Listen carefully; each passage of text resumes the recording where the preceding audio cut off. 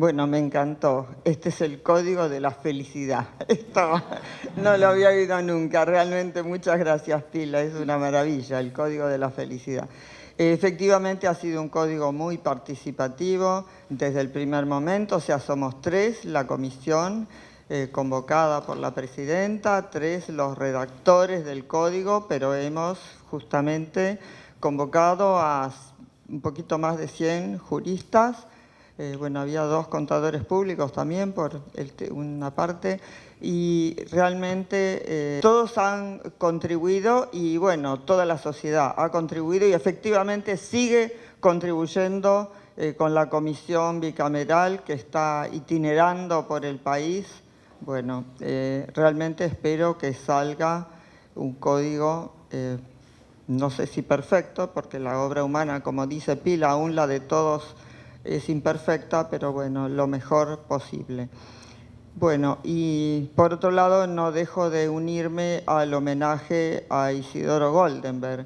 Realmente yo también lo recuerdo mucho, y mi imagen, cuando todos acá hablaban de Cacho Goldenberg, es verlo en los distintos congresos de Derecho Civil. Hemos estado en tantos y tantos congresos, él nunca faltaba y además participaba activamente.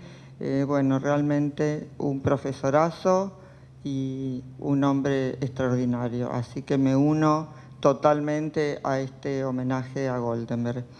Bueno, voy a hablar un poquito de la mujer en el proyecto de código, porque así es como una visión transversal de algunas instituciones del código, de cómo se ha recolocado a la mujer, porque como una de las cosas más importantes es un código de la igualdad, y para hacerlo igualdad necesitábamos la igualdad de géneros, no solo formal, sino real.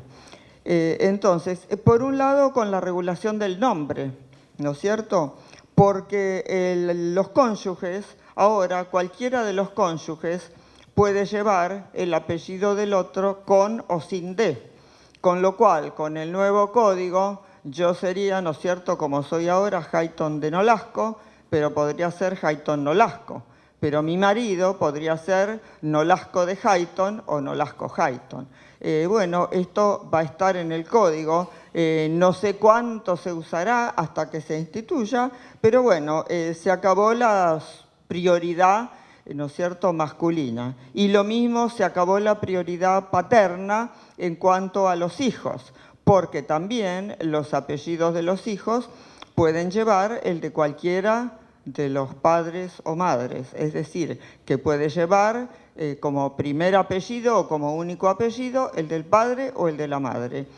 Puede adicionarse el otro también. Lo que sí, cuando un hijo de una familia ya tiene un apellido, sea simple o compuesto, los demás hermanos, los demás hijos de la misma familia deben llevar el mismo apellido. No se puede ir eligiendo un apellido para cada hijo de la misma familia, ¿no es cierto?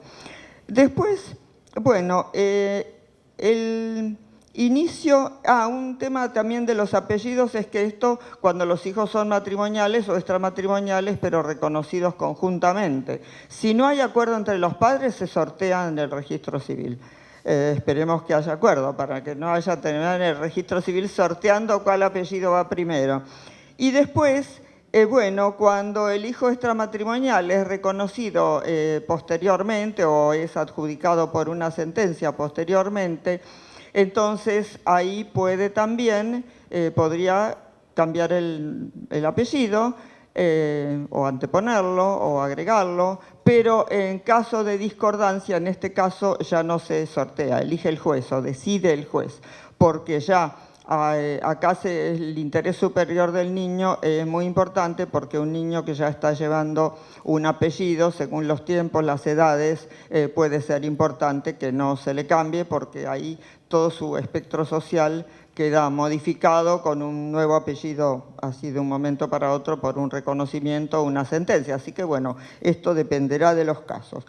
En cuanto al inicio de la existencia de la persona, que es un tema muy controvertido, el Código solo habla de los efectos jurídicos civiles, ¿no es cierto?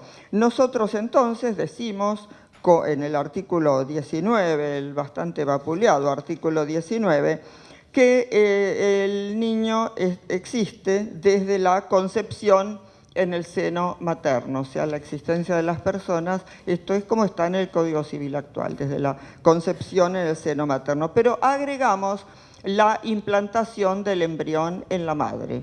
Y esto solamente se refiere a los embriones implantados. Una ley especial se ocupará de los embriones no implantados. Acá en el código no hay ninguna interpretación que hacer a contrario sensu respecto de los embriones no implantados. Nosotros simplemente decimos que cuando el embrión está implantado empieza la existencia de la persona a los efectos civiles, porque solamente implantados pueden convertirse en niños que nazcan con vida, porque ya sabemos que esto es sujeto a una condición resolutoria, que es que el niño debe nacer con vida, porque si no nace con vida, bueno, la existencia de la persona retroactivamente desaparece, digamos.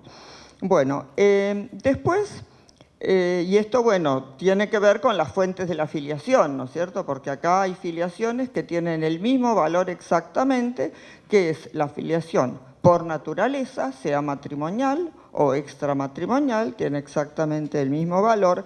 La efectuada por medio de técnicas, ¿no es cierto?, de reproducción humana asistida o por adopción.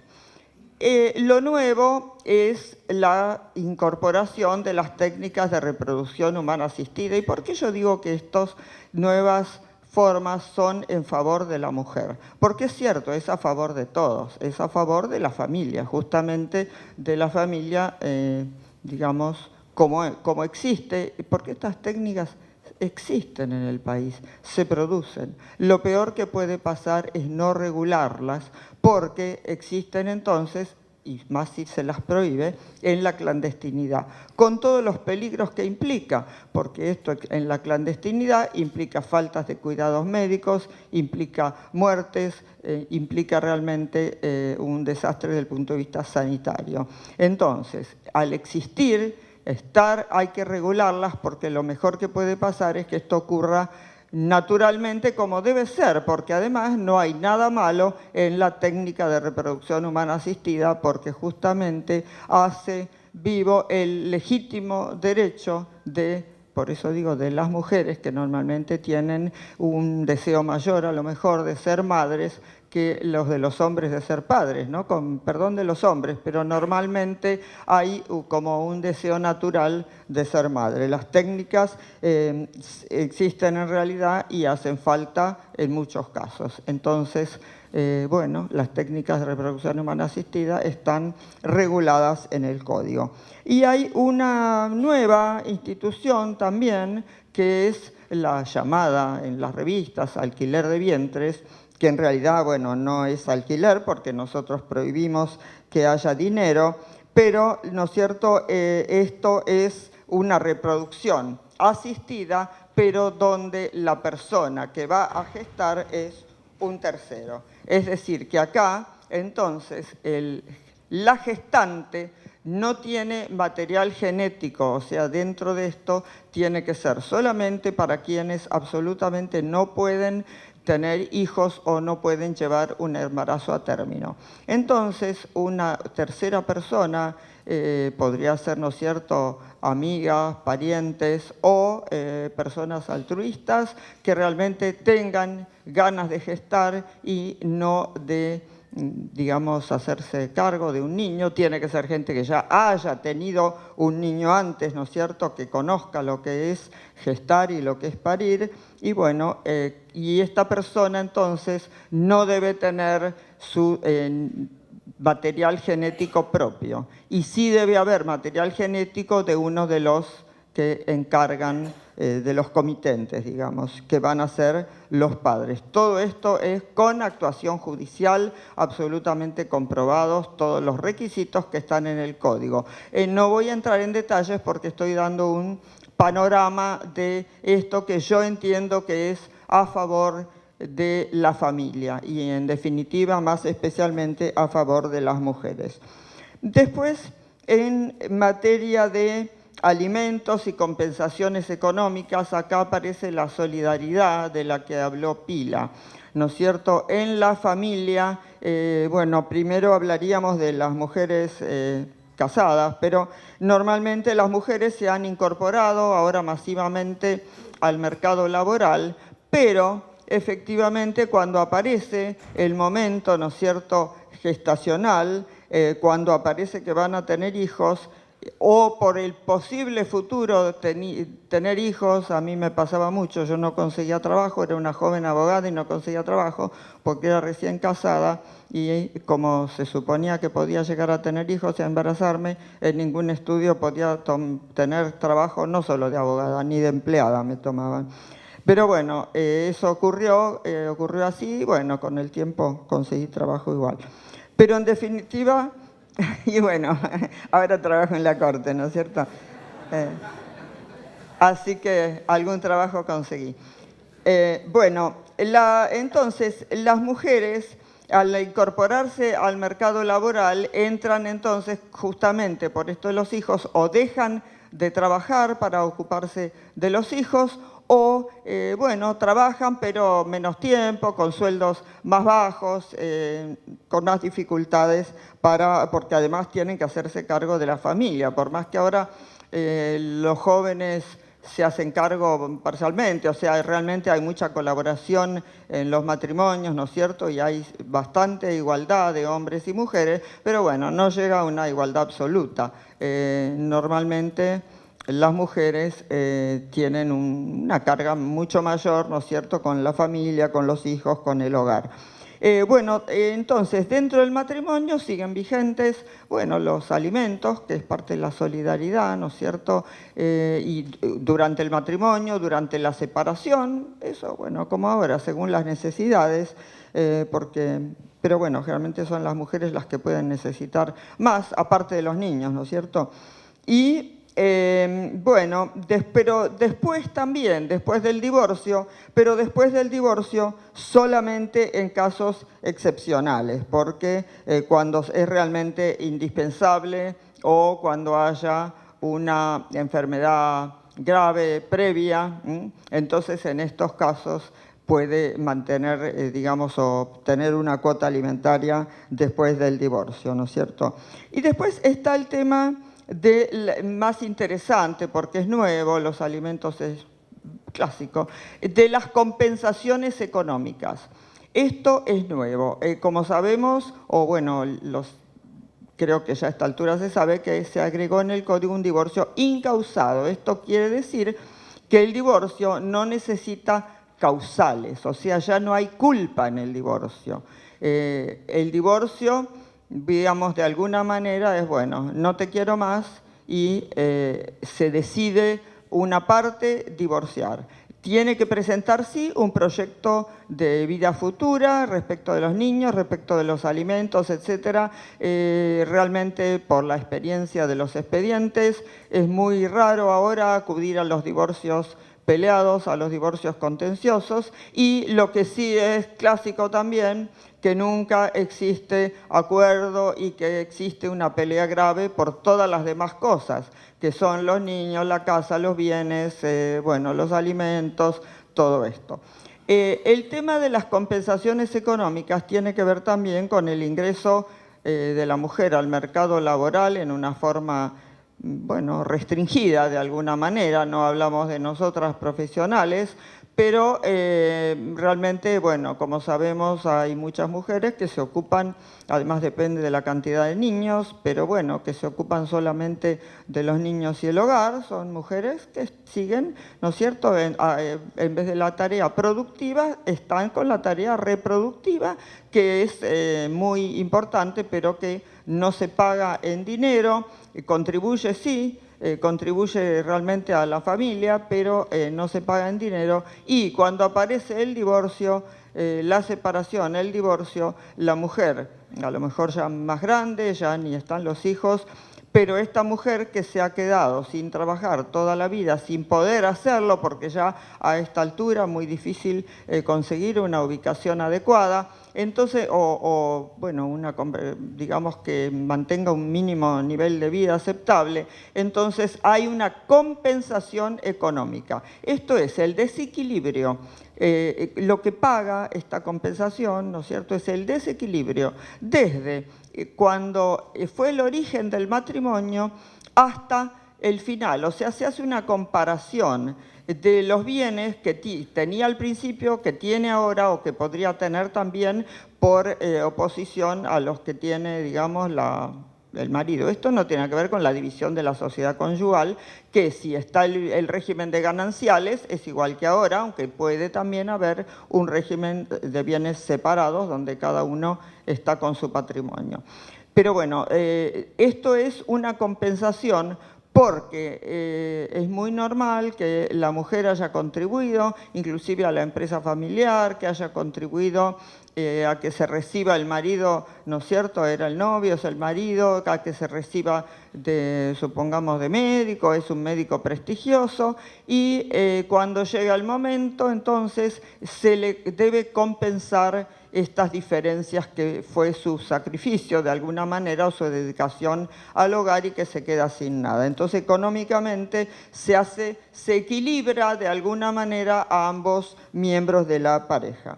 Bueno, esto es algo novedoso, bueno, existen muchos códigos del mundo, pero es así. Después tenemos entonces, bueno, a ver, otro tema. Bueno, el tema de la vivienda es importante porque este tema de la vivienda también normalmente, bueno, la adjudicación puede ser a cualquiera, pero también habitualmente hay que tener en cuenta para adjudicar la vivienda, ¿no es cierto?, quién se hace cargo de los niños, inclusive después del divorcio. Y entonces, bueno, es la mujer. O sea, hay lo mismo que ahora, ¿no es cierto?, necesidad de un asentimiento del cónyuge, pero además, si se vende el hogar, o sea, el inmueble o los muebles indispensables, desde el divorcio hay un plazo de caducidad de 6 meses para deshacer, para pedir la nulidad de esa venta y recuperar la vivienda. Recuperar la vivienda o los muebles indispensables. Vamos a ver un poco, me parece, que es interesante. El derecho real de habitación, bueno, del cónyuge superti es igual que ahora, ¿no es cierto? Vitalicio, lo único que es mejor, porque es de pleno derecho, no hace falta pedirlo, es un derecho real de origen legal, de pleno derecho, y queda ya constituido. Y este es vitalicio y gratuito, pero además de pleno derecho, o sea, esto es nuevo, sobre un inmueble de propiedad del causante. Después, vamos, un reconocimiento importante es el de la unión convivencial, porque la unión convivencial no es igual al matrimonio, pero está regulada. Normalmente sabemos que la unión ahora, el llamado concubinato, no hay ningún derecho, es una creencia popular que si convivís varios años, bueno, después podés dividir, te quedás con la mitad de los bienes. Nosotros, abogados, sabemos que esto es mentira. No tiene nada la unión convivencial. A lo sumo hay que probar una sociedad de hecho, que en la jurisprudencia son escasísimos los casos donde esta prueba se da como válida. O sea, ni siquiera se prueba fácilmente esta sociedad de hecho porque hay que ver una verdadera contribución como sociedad de hecho propiamente dicho. Bueno, el conviviente también está durante la convivencia, bueno, los deberes de solidaridad para, justamente, ¿no es cierto?, para la vida, los alimentos, los alimentos, bueno, de los niños, y además también, ¿no es cierto?, las contribuciones comunes a los gastos del hogar, la protección a la vivienda familiar, pero acá es importante, la convivencia, los fines de la protección de la vivienda familiar debe estar inscripta, o sea, existe desde en el proyecto la convivencia no inscripta y la convivencia inscripta. La convivencia no inscripta tiene los derechos de alimentos, por ejemplo, pero no tiene los derechos sobre la vivienda. Debe estar inscripta porque esto tiene valor y efecto respecto de terceros. Y en cuanto al derecho real de habitación del conviviente supérstite, este es mucho más breve, o sea, no es perpetuo, puede durar como máximo el tiempo de la convivencia y si no con un límite de 2 años, o sea, no más de 2 años. También tenemos la compensación económica después de la convivencia, que se fija judicialmente y que se tiene en cuenta también el desequilibrio producido justamente por el haber convivido y la ruptura de la convivencia que deja a la mujer sin nada. Bueno, y más o menos estas serían las principales cuestiones que creo que se pueden apuntar de protección o de igualación de la mujer, porque en todo esto, todo lo que digo también lo tiene el hombre. Lo que pasa que habitualmente desde nuestra experiencia cotidiana favorece a las mujeres más. Pero bueno, es la igualdad, ¿no es cierto?, que realmente se hace verdad y real en el código, en el proyecto de código, y no simplemente todos son iguales ante la ley, artículo 16 de la Constitución, sin que esto se refleje en la vida diaria. Bueno, nada más. Código de la felicidad.